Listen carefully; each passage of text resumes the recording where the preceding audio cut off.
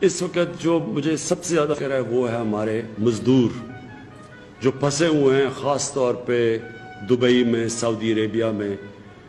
Europe میں بھی پھنسے ہوئے ہیں، ہمیں پتہ ہے اٹلی میں بھی ہیں جو یہاں محنت کش جاتے ہیں کام کرنے پہ۔ یہ وہ لوگ ہیں جن کی محنت کے اوپر ہمارا ملک چلتا ہے، ان کی ریمیٹنسز کے اوپر ہمارا ملک چلتا ہے۔ آپ کے لیے میں یہ کہنا چاہتا ہوں کہ ہر میٹنگ میں ہم سوچتے ہیں کہ آپ کو ہم کیسے واپس لے کے آئیں۔ راستے میں کیا رکاوٹ آئی ہوئی ہے؟ وہ رکاوٹ یہ ہے کہ جو شروع میں ہمارے پاس کیسز آئے وہ سب باہر سے کیسز آئے، بلکہ 80%، 90% باہر سے کیسز آئے۔ کیونکہ باہر سے کیسز آئے تو یہاں یہ ہو گیا کہ جو بھی باہر سے لوگ آئیں ان کو ہم چیک کر کے، اسکرین کر کے تو آنے دیں۔ تو اب ظاہر ہے کہ اتنی ہمارے پاس فیسلٹیز ہی نہیں تھی کہ ہم کتنے لوگوں کو اسکرین کر سکتے تھے، تو اس لیے کم کر دیے لوگ، زیادہ تر لوگ باہر پھنس گئے۔ اب ہم سارا وقت سوچتے رہے، اور صوبوں کو خاص طور پہ خدشہ تھا کیونکہ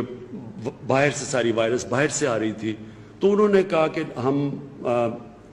اتنے زیادہ لوگوں کو نہیں لے سکتے جب تک ان کو ٹیسٹ نہ کر سکیں۔ اب ہم نے ایک اور فیصلہ کیا ہے، کیونکہ ہمیں احساس ہے کہ وہاں بہت زیادہ لوگ ہمارے، اور خاص طور پہ ہمارے مزدور وہاں پھنسے ہوئے ہیں باہر، تو اس لیے ہم نے یہاں فیصلہ کیا کہ ہم اب ان کو آنے دیں گے، صرف ان کا ایک ٹیسٹ کریں گے، اور ٹیسٹ کر کے ہم ان کو گھروں پہ جانے دیں گے، اور جس کا ٹیسٹ پازیٹیو نکلا پھر ان کو کہیں گے گھروں میں کوارنٹین کرو۔ یہ ہمارا فیصلہ ہے اب، اور اس کی وجہ سے زیادہ اور اب ہم لوگوں کو پاکستان لا سکیں گے۔ تو یہ خوشخبری یہ ہے کہ آج ہم نے یہ فیصلہ کیا کہ زیادہ جو ہمارے مزدور پھنسے ہوئے ہیں، اور وہ مجھے ہم سب کو احساس ہے وہ جو وہاں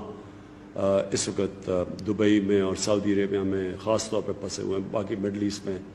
تو مجھے خوشی یہ ہے کہ اب ہم آپ کو زیادہ تعداد میں پاکستان لائیں گے۔ تو آج ہی ہم نے یہ فیصلہ کیا ہے، اور انشاءاللہ آپ دیکھیں گے کہ